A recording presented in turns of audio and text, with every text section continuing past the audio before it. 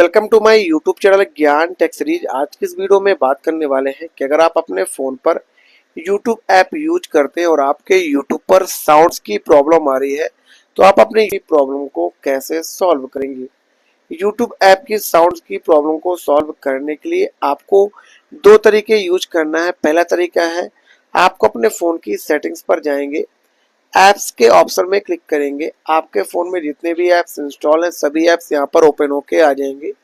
नीचे आपको YouTube app के ऊपर क्लिक करेंगे, परमिशंस में क्लिक करेंगे, सभी परमिशंस को अलाउ करेंगे। अलाउ करने के बाद ऊपर एक ऑप्शन मिलेगा नोटिफिकेशंस का, यहाँ क्लिक करके आप यहाँ पर नोटिफिकेशंस को ऑन करेंगे।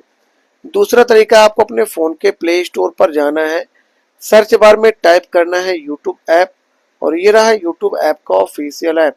आपको अपने यूट्यूब ऐप को अपडेट में क्लिक करके अपडेट करना है। अपडेट करने से लेटेस्ट फीचर और बहुत सारे एरर फिक्स हो जाते हैं। इतना करने के बाद अपने फ़ोन को रिस्टार्ट करेंगे, यूट्यूब ऐप ओपन करेंगे, आपके यूट्यूब ऐप की साउंड्स प्रॉब्लम 100% सॉल्व हो जाएगी।